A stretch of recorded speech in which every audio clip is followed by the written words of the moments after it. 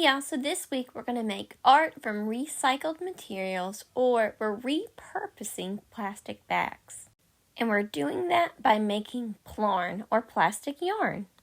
Did you know that Americans go through 100 billion plastic bags a year? Not million, billion. With that in mind, also take into account that plastic bags are used on average for just 14 minutes. But they take over 500 years to decompose in a landfill. So we're going to cut up plastic bags to make Plarn, which you can then weave with to make bags and bowls. And in fact, we're going to make a bowl similar to this one. All you're going to need is some plastic bags that you probably have piles of around your house and some scissors. First, go ahead and fluff up the plastic bag to check for holes and make sure it's completely empty. You don't have anything inside.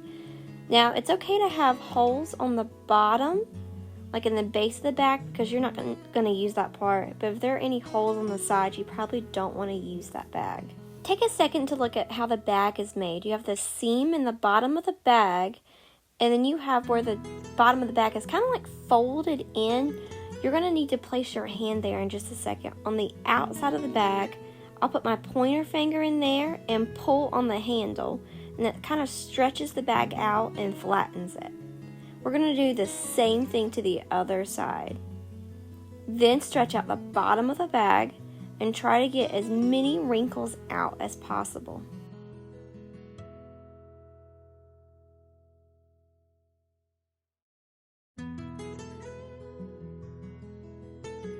Then lift up the edge of the bag and stick your hand in and make sure that the inside of the bag is fully pushed in. It's fairly straight. It's okay if this is not perfect, but you can see where it doesn't match up on that top side.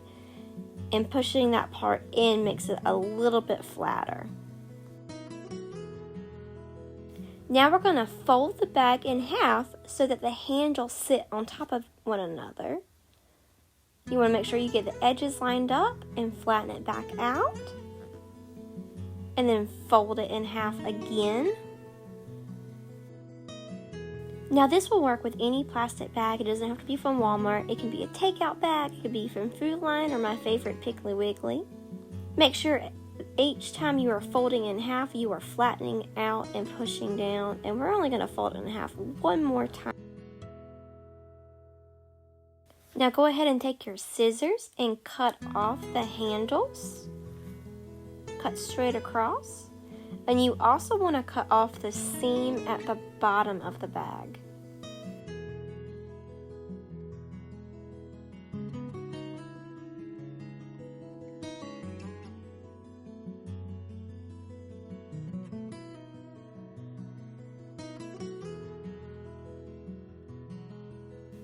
You can go ahead and throw away the handles in the bottom of the bag.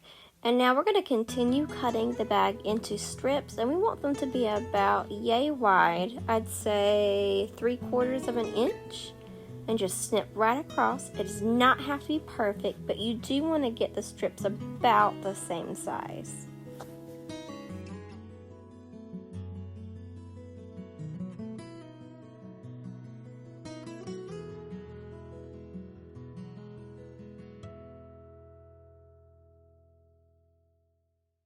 When you are done cutting your bag into strips, go ahead and pick up one of them, and we're going to slowly unfold it. Make sure not to tear it. And then you should have a loop of plastic. We're actually going to make our Plarn by tying these loops of plastic together. So make sure there's no rips anywhere and set it to the side, and go ahead and do the same thing to another strip.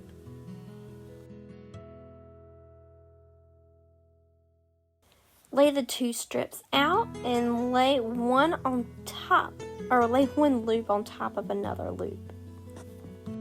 We're actually going to leave this top loop alone for right now, and we're going to work with the loop on the bottom. So pick up the edge of the loop that's underneath, pick up the other end, and you're going to feed the end in your right hand through the loop in your left hand. So we're going to go inside through the loop. And then pick up the piece that you fed through the middle. And you're going to pull these two together.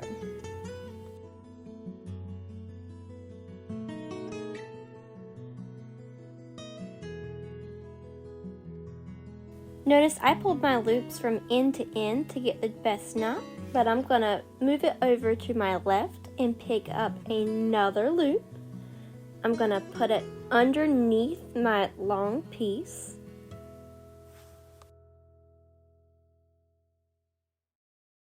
Picking up the piece underneath, you're going to feed the other side of the loop through it again, and then you're going to pick up that piece. I just wanted to show you a different angle. And if you don't pull from the end, it'll get a little wonky.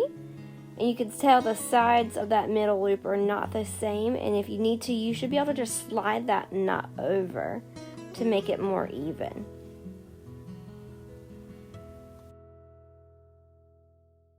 Move your long piece over to the left, and I'm going to show you how to do it one more time from a different angle. I'm opening up a new loop.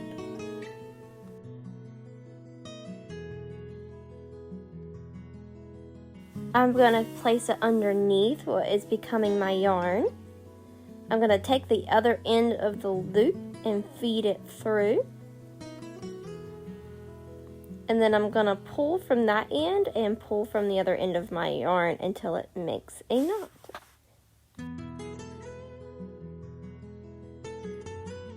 And you want to pull it as tight as you can without tearing the plastic. Repeat this process for as long as you need. In the end, we'll probably end up using 4 or 5 plastic bags total, but you can just try it with one this week unless you want to go ahead and get your yarn ready for next week.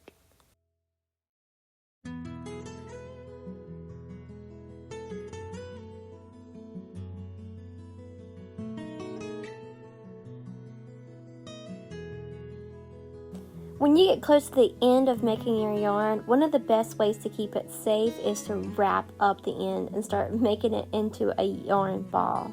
When you've completely made all of your Plarn, wrap it up into a ball and use a rubber band or a ponytail to keep it together.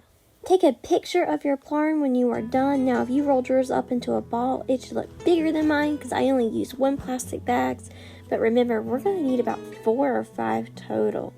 And then once you take a picture of it, upload it to Seesaw, and good luck.